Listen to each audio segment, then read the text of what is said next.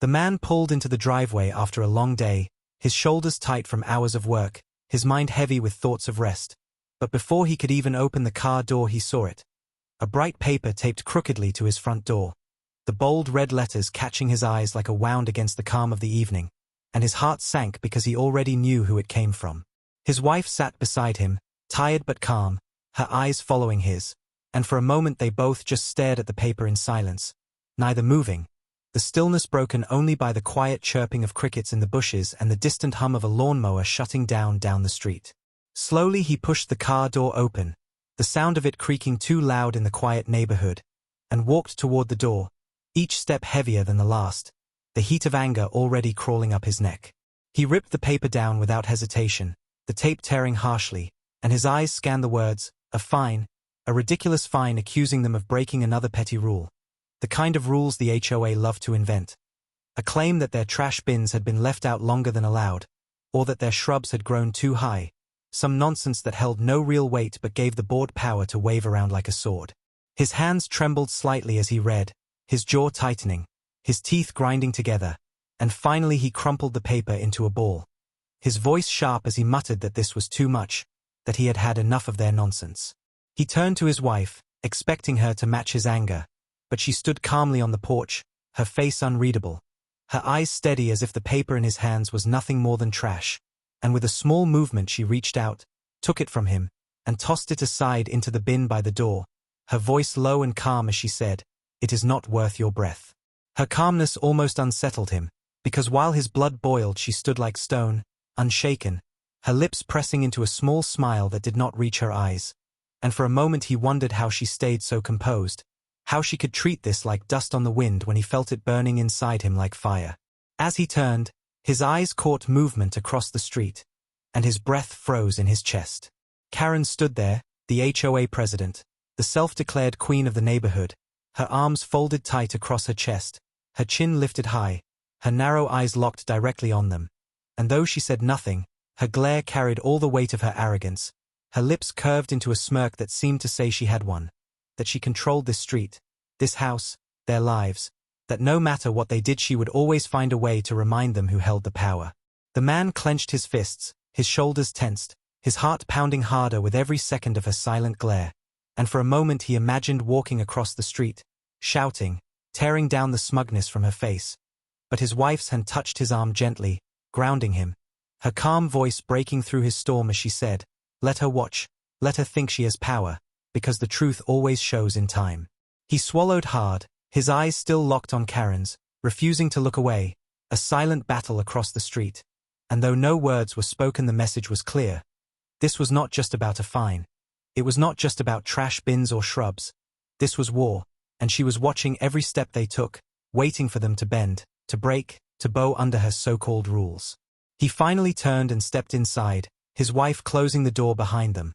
But even as the lock clicked shut he felt her eyes still on him from across the street, burning through the walls, a reminder that she would not stop, not until she got what she wanted, and the thought made his chest tighten with both fury and unease. Inside the house the air felt thick, heavier than usual, as if the paper that had been taped to their door still hung there in spirit, poisoning the peace of their home, and the man paced the floor, his hands running through his hair as he muttered angrily, "How long will this go on? How many more times will she pull this? How many more nights will we come home to these letters like insults nailed to our door?" His wife sat calmly on the couch, her eyes following him with quiet patience, and though she did not match his anger there was a sharpness in her gaze, a depth that he could not read fully, and when she finally spoke her words were simple, "Do not give her what she wants. She wants you to explode, she wants you to break, she feeds on it, and that only makes her stronger. But if you stay calm, if you stand steady, she will show her true face soon enough." He stopped pacing, his breath heavy, his eyes narrowing as he tried to find comfort in her words. But the storm inside him refused to quiet, because to him calmness felt like surrender, and surrender was not something he could ever stomach. He moved to the window, pulling the curtain aside just enough to look outside, and his stomach tightened when he saw Karen still there, still standing across the street with her arms folded, her body unmoving, her eyes locked on the house like a hawk watching prey, and in that moment he realized this was no simple fine, no simple warning, this was personal, she was making it personal, she wanted to break them. to prove that no one in this neighborhood could stand against her and her board. The wife stood quietly beside him now, her eyes also on the street, and for a moment they both watched in silence, the stillness broken only by the faint hum of distant cars and the occasional bark of a dog. And then the wife's lips curved into that same small, calm smile, and she whispered almost to herself, "Let her dig her grave, she does not know who she is dealing with." The man turned sharply toward her, confusion flickering in his eyes, but she offered no more words, no explanation, only that steady calm that seemed so out of place in the storm building around them. And though part of him wanted to demand answers, he stayed quiet, sensing that something deeper lingered beneath her calm exterior, something he had not yet seen fully. As night fell and the street outside grew darker, Karen finally turned and walked back to her house, her victory glare lingering in his mind long after she disappeared behind her door. And though the man tried to sleep later, the image of her smirk, the soundless taunt of her eyes, kept him awake, twisting in his chest, fueling a fire he could not put out. While beside him his wife slept soundly, her breathing steady, as if none of it touched her, as if she carried a secret shield he could not yet see. And as he lay there staring at the ceiling, the faint glow of the streetlight leaking through the curtains, he swore silently that this was not the end, that Karen may have started this, but she had no idea what storm she had truly invited into her perfect little world, because his wife was not just another neighbor to push around, and soon Karen would learn the truth in a way she would never forget. The next morning the man stepped outside hoping for peace but instead found another slip tucked under his windshield wiper, a second warning stamped with the HOA seal, and his chest tightened as he pulled it free, the words almost identical to the last, accusing him and his wife of failing to follow community rules, demanding immediate payment or further action. And as he crushed the paper in his fist his eyes lifted across the street and there she was again, Karen, standing on her porch with her arms crossed, her phone in hand as if already recording him, her lips curled into a smirk that burned hotter than any words could, and he knew this was only the beginning. His wife came out a moment later, calm as ever, her eyes falling on the crushed paper in his hand, and she reached for it, tossing it aside without even reading it, her voice steady as she said, "She wants to break you, do not let her," and though her tone was calm, something in her eyes gleamed, something sharp and unreadable, and the man wondered again how she could remain so unshaken when Karen seemed determined to turn their lives into a nightmare. The day passed but Karen's shadow lingered. She walked the street with her phone raised, snapping pictures of their yard, their car, even their front porch, her voice loud enough for neighbors to hear as she muttered about rules, about violations, about how some people thought they were above the community. And though most neighbors stayed silent, a few nodded politely, too afraid of her wrath to say otherwise, and every time the man saw it his fists clenched tighter, his jaw grinding. But each time his wife placed a gentle hand on his arm, grounding him, reminding him not to explode. That evening as the man pulled into the driveway again he caught sight of yet another slip fluttering on the door, the third in 2 days, and his anger finally boiled over, his voice sharp as he tore it down, shouting into the empty air that this was harassment, that this was madness, and before he could stop himself his eyes locked on Karen standing in the street now, her phone pointed directly at him, recording his every move, her voice smug as she said, "The rules are the rules, if you cannot follow them maybe you should not live here." And the crowd of curious neighbors who had gathered behind her murmured quietly, some shaking their heads, others whispering, but none daring to step forward. His wife stepped out then, her calm presence like a sudden shift in the air, and without raising her voice she simply walked past him, past Karen, and dropped the slip of paper directly into the trash bin without a word, her silence sharper than any argument. And then she turned back toward the house, her expression unreadable, and the neighbors whispered louder now, confused by her composure, some even glancing at Karen with doubt for the first time, because the calmness of the wife made Karen's loudness look small, petty, childish. Karen's face tightened, her smirk faltering for a second, but she quickly covered it, calling out again that fines would keep coming, that refusal to pay would have consequences, and she stormed back to her porch with her phone still recording, shouting one last time that the law would soon be involved. The man's heart pounded as he stood there, breathing hard, staring at the pile of warnings now stuffed in the bin, and when he turned to his wife he expected to see anger, frustration, maybe even fear, but she looked back at him with the same calm eyes, the same quiet strength, and her words were soft but heavy, "Let her call whoever she wants, when the time comes she will regret it." He froze, confused by her confidence, but before he could question her she walked back inside, leaving him standing under the glow of the porch light, the weight of her words echoing in his chest, mixing with the burning image of Karen's smug smile. And he realized this war was only beginning, but his wife carried a secret he had yet to understand, and that secret was the reason she stood so calm while Karen grew louder by the day. That night as he lay in bed unable to sleep he heard faint laughter drift across the street, Karen's voice carrying in the still air as she boasted to someone on the phone, her words sharp and arrogant. And though his anger surged once more, his wife rested beside him peacefully, her breathing steady, her face serene, and he finally understood that she was not ignoring the storm, she was waiting for it to break, waiting for the moment Karen's arrogance would collide with the truth, and when it did, the entire neighborhood would see who truly held the power.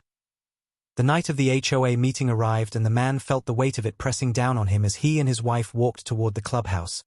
The air heavy and the street strangely quiet as if the whole neighborhood was holding its breath. And when they stepped through the glass doors the sound of murmurs and low voices filled the room, neighbors seated in folding chairs, board members lined at the front table, and at the center sat Karen, her arms folded, her lips twisted into that smug smile that had haunted him for days. She glanced at them the moment they entered, her eyes narrowing with triumph as if she had already won whatever battle she thought she was fighting. And she leaned toward another board member whispering something that drew a chuckle, then straightened her back and cleared her throat loud enough for the entire room to turn toward her. The man felt every eye on them as he sat beside his wife, his hands tightening into fists on his knees, his chest burning with the memory of every warning slip, every smirk, every cruel glance, and yet his wife sat calm as always, her hands folded neatly in her lap, her gaze steady and unreadable as if none of this touched her.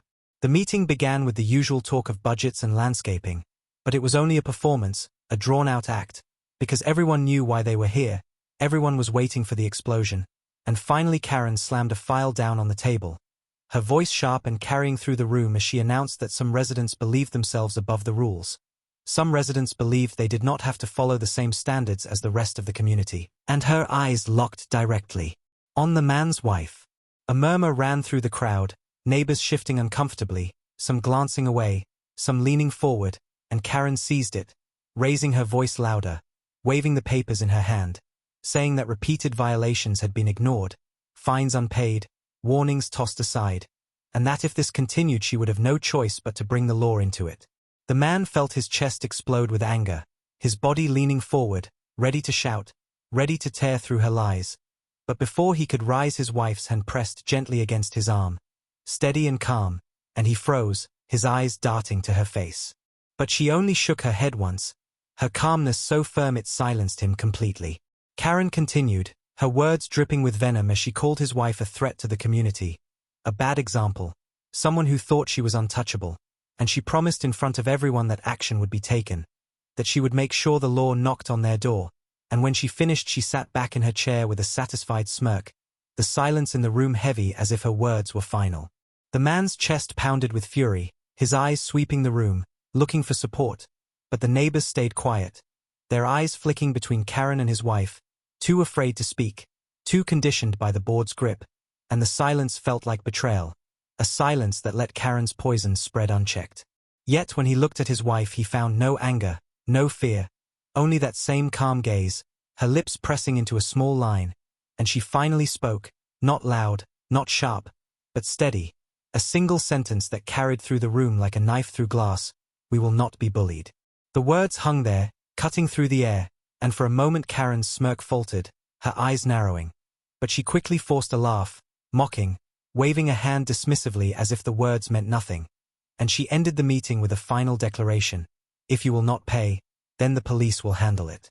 The neighbors whispered again, some shaking their heads, some watching closely, and as the man and his wife walked out of the clubhouse the weight of dozens of eyes followed them. Some filled with pity, some with curiosity, some with fear, but none spoke a word. Outside in the cool night air the man exhaled sharply, his voice breaking with frustration as he said, "This has gone too far. She is dragging the law into it. She will not stop until she destroys us." But his wife only walked beside him calmly, her voice soft and unshaken as she said, "Let her call them. The truth will not be hidden forever." Her words settled deep in his chest as they walked back to their house under the dim glow of the streetlights, the silence of the night pressing heavy around them, And though his fury still burned, though his fists still trembled with rage, he could not shake the strange strength in her voice, the certainty that seemed to grow stronger with each attack Karen made, and as he glanced at her beside him, steady and unbothered, he felt a shift deep inside, as if something powerful was waiting just beneath the surface, something Karen had no idea she was walking straight into. The morning was quiet, the kind of silence that feels heavy rather than peaceful, and the man sat at the kitchen table staring at the pile of unpaid warning slips stacked in the corner, each one a reminder of the war Karen had started, each one carrying the HOA seal like a weapon designed to humiliate and control, and though he had grown used to seeing them, something in the air today felt different, like the calm before thunder. His wife moved around the kitchen calmly, pouring coffee, her face as steady as always, her eyes carrying that same unreadable calmness, and though he envied her composure, it only deepened his confusion. How could she stand so unshaken while Karen screamed louder with each passing day? Then it came, the sudden flash of blue and red spilling through the curtains, the low hum of engines outside, and the man's chest tightened instantly, his heart pounding against his ribs as he rushed to the window, pulling the curtain aside just enough to see 2 police cars parked at the curb, their lights spinning silently, no sirens, only the heavy presence of authority filling the street, and already neighbors were gathering, doors opening, heads peeking out, whispers spreading like wildfire as word of Karen's promise became reality. The man cursed under his breath, anger and dread colliding as he saw Karen standing proudly on her porch, her arms folded, her face twisted into that smug smirk, her voice carrying across the street as she called to the officers. That's the house. That's the one ignoring the rules. Take her out. She thinks she's untouchable. His fists clenched so tight his nails dug into his palms, his chest burning with rage as he turned toward his wife, ready to shout, ready to demand they hide, to demand they prepare. But she stood by the doorway calm and silent, her eyes on him, her expression as steady as stone, and her voice soft but sharp when she said, "Open the door, let them in." The words stopped him cold, confusion and fear crashing together. But before he could argue there was a sharp knock at the door, heavy and commanding, and the sound echoed through the house like a drumbeat of war. The man swallowed hard, his hands trembling slightly as he reached for the knob, his mind racing with images of cuffs, of humiliation, of Karen's triumphant laughter.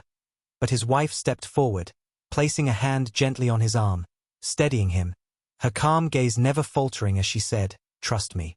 He opened the door slowly and the 2 officers stood there, tall and imposing, their uniforms crisp, their expressions unreadable, and behind them the street was lined with neighbors, whispering, pointing, waiting to see the spectacle. Karen stood front and center across the street, her phone raised high, recording every second, her voice sharp as she shouted, "Finally, finally she'll face justice. Drag her out. She thinks she's above the law." The lead officer cleared his throat, his eyes moving past the man and settling on his wife who now stepped forward into the doorway, her face calm, her posture straight, and the moment his eyes met hers something shifted, his expression froze, his mouth opening slightly as if the words had been stolen from him. The man felt the tension shift in the air instantly, though he did not understand why, and he glanced at his wife, then back at the officer, confusion growing as silence stretched, broken only by Karen's shrill voice screaming from across the street that they should hurry, that they should arrest her. The officer's hand twitched at his side, his partner glancing at him with a puzzled look, and finally in a voice quieter than anyone expected he spoke, "Judge, is it really you?"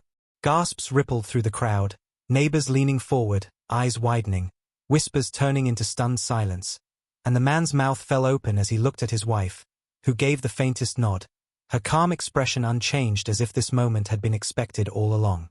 Karen froze across the street, her phone dropping slightly, her face draining of color as the officer's words echoed, "Judge, standing here, the very woman she had mocked, threatened, dragged the police against, was not just another resident, not just another neighbor, but a judge with authority far beyond the reach of any HOA board."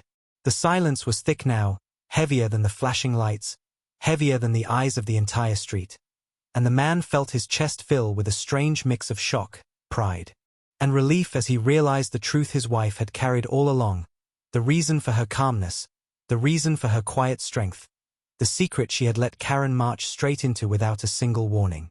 Karen's lips trembled, her voice cracking as she tried to shout again, tried to accuse, but the words stumbled, choked by fear, and the officer turned sharply toward her, his face hard now, his voice cutting through the night as he said, "Do you realize who you've dragged us into harassing?"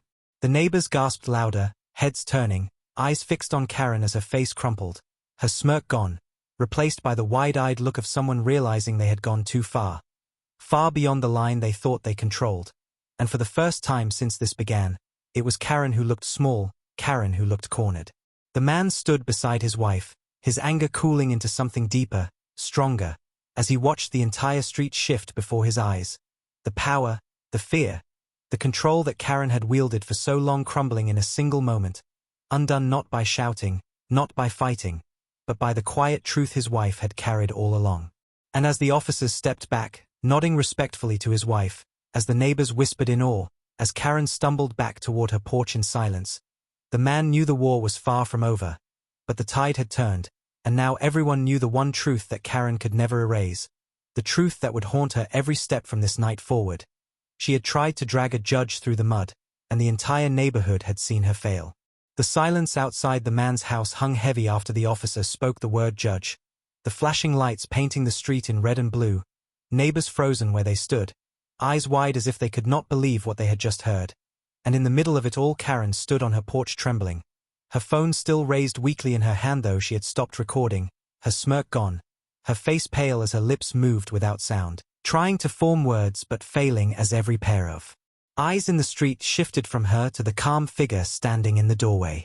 The wife stood tall, her posture straight, her expression unshaken, and though she had said nothing yet her presence alone carried more power than all of Karen's shouting, her silence sharper than any accusation. And when the lead officer cleared his throat again his voice was firmer now, louder, his tone laced with respect as he said, "We had no idea. Forgive us for disturbing you," and he lowered his eyes slightly as if bowing, while his partner shuffled awkwardly beside him, clearly unsure how to react to the sudden shift. Gasps rippled through the crowd, neighbors whispering rapidly, their voices rising and falling in disbelief, some muttering that they had heard rumors, some shaking their heads as if still refusing to believe it. But all of them knew now that Karen's weapon had backfired. The law she had tried to use as a shield now stood firmly on the side of the very woman she had tried to bring down.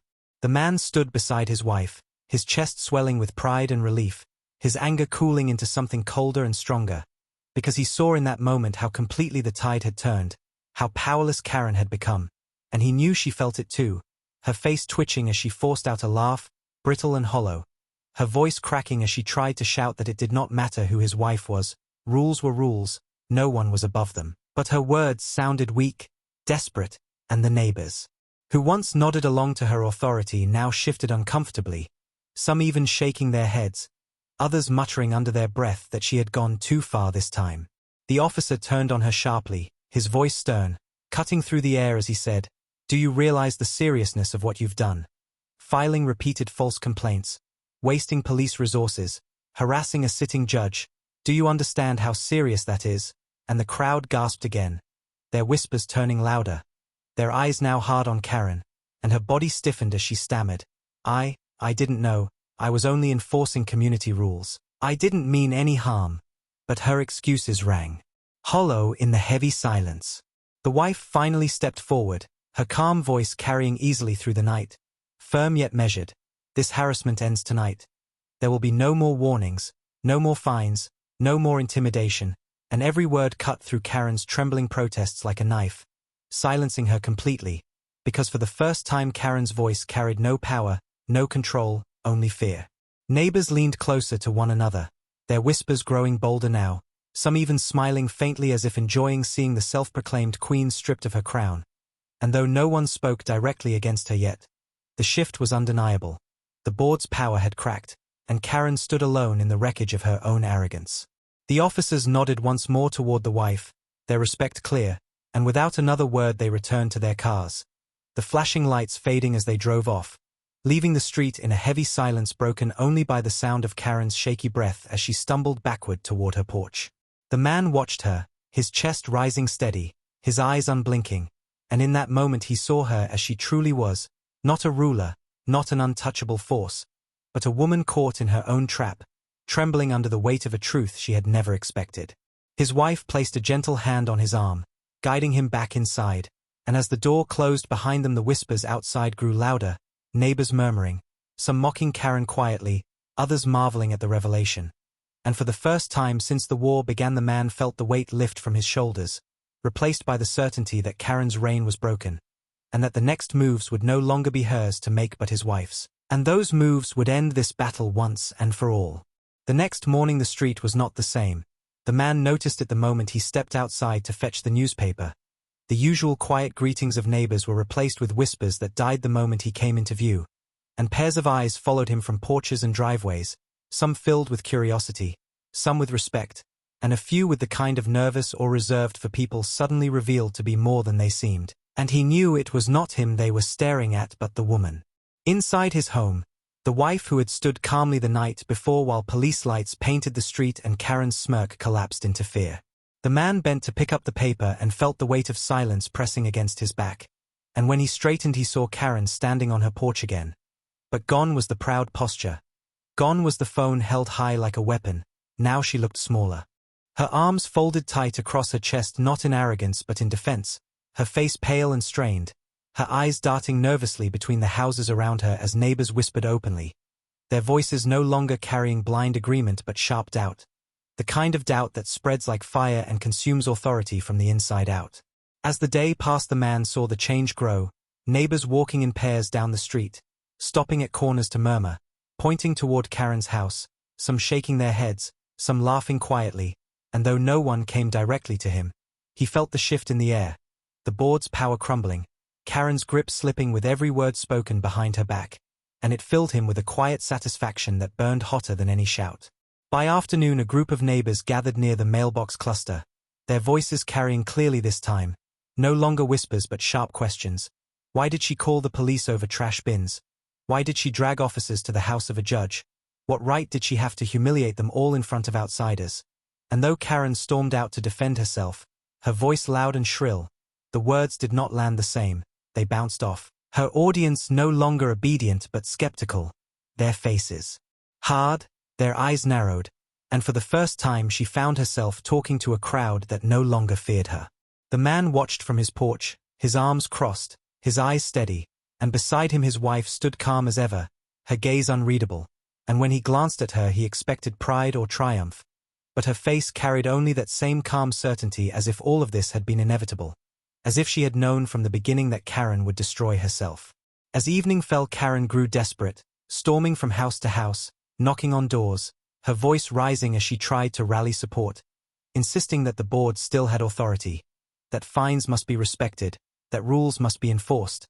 But door after door closed on her face, neighbors offering excuses, shaking their heads, refusing to step into her crumbling shadow, and with each rejection her voice grew more frantic, her words sharper. Until finally she shouted into the street that none of them understood, that without her the neighborhood would fall apart. But the silence that followed told her everything. The neighborhood had already turned, and she was alone.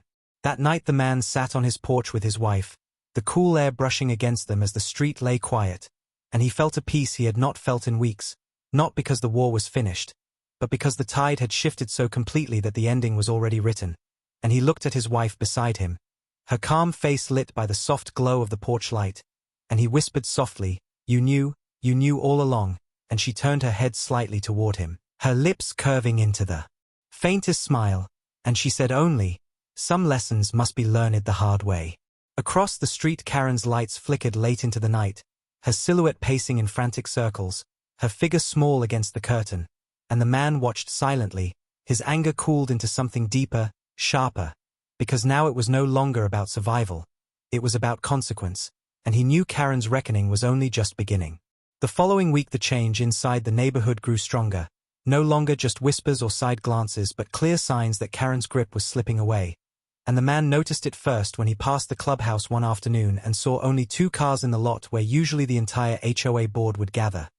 Their long meetings once filled with chatter now hollow and weak, and when he stepped closer he heard raised voices inside. Not the confident tones of leaders but the frantic arguments of people turning on each other, and though he did not enter he lingered long enough to catch fragments. The treasurer blaming Karen for humiliating them. Another member shouting that fines were meaningless now, and Karen's shrill voice cutting through, insisting she still had authority, that the neighbors still respected her. But even inside her own board the doubt was thick, choking the room. That evening he sat on his porch with his wife and watched as one of the board members, a woman who had always stood proudly beside Karen, walked quickly down the street avoiding eye contact, her face tight, her steps hurried, as if she could not bear to be seen any more as part of Karen's crumbling circle. And soon after another board member drove past without even waving to Karen's house. His eyes fixed straight ahead, and the truth became clear. The empire Karen had built with fear was collapsing from within, her allies scattering like dry leaves in the wind. Neighbors now spoke more openly, no longer whispering but talking in normal tones about her mistakes, about how she had dragged the police into a personal vendetta, about how she had dared to target a judge and humiliate the entire neighborhood in the process. And though some still kept their distance, most had begun to gather in small groups near the mailboxes, near the sidewalks, their conversations loud enough for Karen to hear as she stood on her porch scowling, her arms crossed tightly as if trying to hold her power together by force of will alone. The man noticed her desperation growing by the day, the way she stormed down the street knocking on doors, pleading with old allies to stand beside her, only to have those doors close quickly, the way she tried to rally the remaining board members only for them to slip away one by one. Their loyalty gone, their fear replaced with embarrassment, and he watched it all with a steady calm, his anger cooled into something sharper, a quiet satisfaction at watching her undo herself. His wife remained the same, calm, silent, her eyes carrying that same quiet power, and when he asked her one night if she would intervene, if she would step in and end it now, she only shook her head slowly, her voice soft but firm as she said, "She must feel the weight of what she has done, only then will she understand." The man nodded, his eyes drifting back to Karen's house across the street, the lights inside flickering late into the night as her shadow moved frantically past the windows, pacing, gesturing, sometimes raising her phone in angry calls, sometimes standing still in long silences, and he knew the fear that once belonged to the neighbors now belonged only to her. A fear she could not escape because it lived in the truth she had tried to bury and failed. By the weekend the HOA meeting was called again, but this time the turnout was different. Neighbors filled the chairs, their faces set, their voices sharper, and when Karen stood at the front table her words carried no weight. Her shouts no longer silenced the crowd. Instead the questions came at her fast. Why did you lie? Why did you waste the police? Why did you target them? What gave you the right? And the murmurs grew louder, angrier, until her voice cracked and she could no longer speak over them. The man sat with his wife at the back of the room, silent observers, and he watched Karen's face crumble, her once proud smirk replaced with the tightness of fear, her hands shaking as she tried to hold her papers, her eyes darting from one angry face to another. And he knew the end of her reign had come, not with shouting, not with fighting, but with the truth exposed and the crowd no longer afraid. As they left the meeting that night, the air crisp and the moon bright above them, the man walked beside his wife in silence until finally he whispered, "It's over," and she gave a small nod, her calm voice answering, "Not yet, but soon." Across the street Karen stood on her porch again, her shoulders slumped, her phone hanging uselessly at her side, her eyes wide and hollow as the same neighbors who once feared her walked past without even glancing her way, and the man realized she was already defeated, only waiting now for the final blow. The day of the next gathering arrived and the air in the neighborhood felt heavier than ever. Neighbors filled the clubhouse early, not with the usual nervous glances toward Karen but with open murmurs, the kind of whispers that carried sharp edges of anger and expectation. Because everyone knew this meeting would not be the same, everyone knew something was coming. The man walked beside his wife toward the clubhouse, his steps steady but his chest tight, and when they entered the room the noise dropped instantly, eyes turning toward them, respect clear in faces that once only looked with pity, and at the front of the room Karen stood stiff, clutching a stack of papers with trembling hands, her face pale under the bright lights, her smirk gone but her desperation clinging to her like a second skin.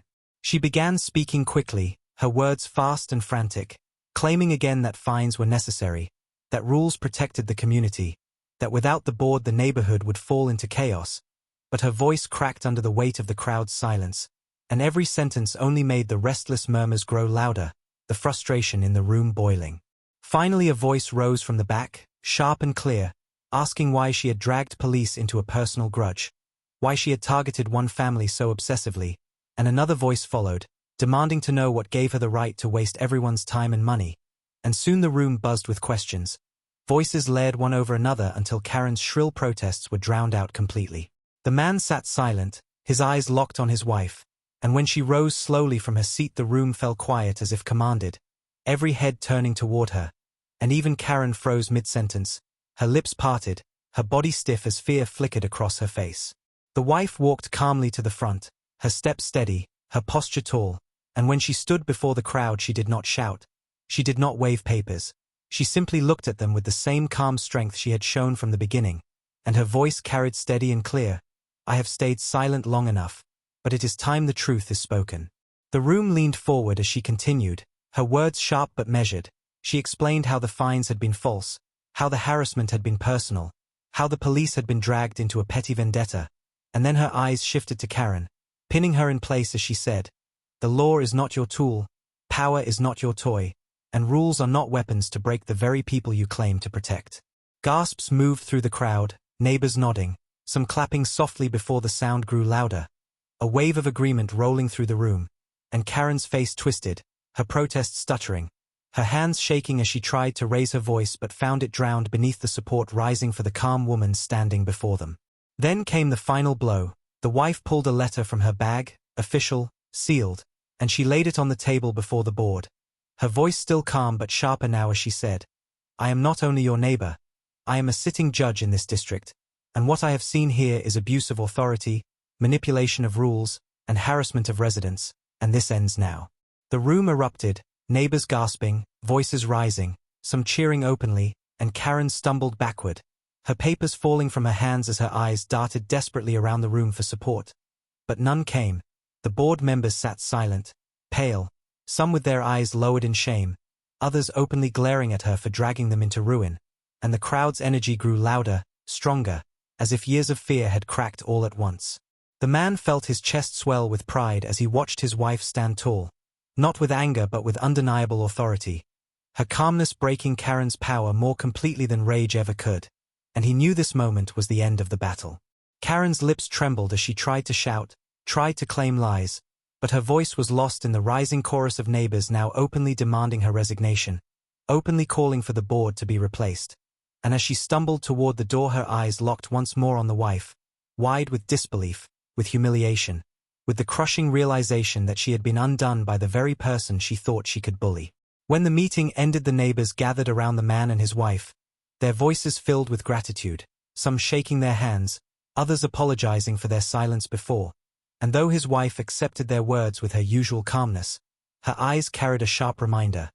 This was never about thanks, it was about justice.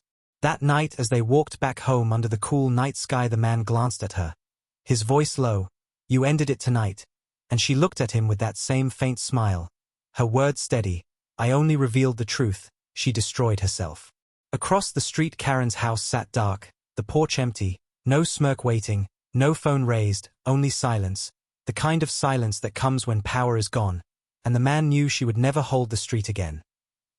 The final blow came not with shouting but with silence, the kind of silence that follows when a crown is stripped away and no one dares to lift it again, and the man felt it the moment he stepped outside the next morning, the street calm but different, the weight of Karen's presence. Gone, her porch empty, no glare watching from across the street, no phone raised to record, only drawn curtains and a stillness that made her house look smaller than it ever had before. Neighbors walked more freely now, voices louder, children playing on the sidewalks without nervous glances toward her door, and as the man watched he realized the fear that had ruled the community had vanished overnight, replaced by something lighter, something freer, and it all stemmed from the truth his wife had revealed. Later that day the board gathered one last time. Not in the bright clubhouse filled with smugness but in a tense corner of the same room now half empty, and though Karen stormed in clutching papers and shouting about rules, the other board members barely looked at her, their faces pale, their voices low, some muttering that they would not be dragged down with her, others saying openly that she had ruined everything, and when she tried to shout them down they turned their backs, leaving her standing alone in the center, her words bouncing off walls that no longer carried her power, and she finally stormed out, her footsteps heavy, her shoulders slumped, the queen of nothing. That evening a crowd of neighbors gathered in front of the man's house, not to accuse, not to whisper, but to thank, their voices steady, their eyes carrying respect as they asked what would happen now. and though the man opened his mouth to answer, it was his wife who stepped forward, calm as always, her gaze steady as she said, "The rules will change. They will be fair, they will be clear, and they will serve the community, not the ego of one person." Her words carried through the group like steady waves, and neighbors nodded, some clapping, some sighing with relief, and for the first time the community felt united, not under fear but under respect. And the man stood silently watching, pride filling his chest as his wife's quiet authority settled over them all. Across the street, Karen stood in her doorway, her face pale and hollow, her eyes darting nervously as the neighbors no longer looked at her, no longer feared her, no longer listened, and the humiliation cut deeper than any punishment could. Because she had been erased, her power dissolved, her voice stolen by her own arrogance. The man met her eyes once, steady and unflinching, and though she tried to hold his gaze, she faltered, retreating back into the shadows of her home. And in that moment he knew the war was finished, the board broken, the queen dethroned, and the neighborhood no longer hers to rule. That night he and his wife sat together on their porch, the air cool, the street calm, and for the first time in weeks he felt true peace. The kind that comes not from winning a battle with fists but from enduring with patience until the truth burns away every lie. He turned to her, his voice soft, "You ended it. You saved us all," and she shook her head gently, her lips curving into the faintest smile as she said, "I only showed them who I am." She destroyed herself, and her words carried a weight that lingered long after the night fell quiet. From that day forward the HOA changed, the neighbors no longer blind, the rules rewritten, the meetings no longer arenas of fear but gatherings of respect. And every time the man walked to his car he felt the difference in the air, lighter, freer, stronger, and he knew it would never be the same again. As for Karen, her house remained quiet, her curtains closed, her voice silenced, and though she lingered in the neighborhood she no longer carried power, no longer raised her phone, no longer dared to glare, because everyone had seen her fall, everyone had witnessed her defeat, and there was no coming back from that. The man sat with his wife each evening watching the sunset, the porch light casting a soft glow on their faces, and he thought often of the battle that had nearly broken him but had never once shaken her. And he realized then what Karen had never understood: true power does not come from fear or from rules, it comes from truth, from patience, from the strength to remain calm when the world tries to break you, and his wife had carried that power all along.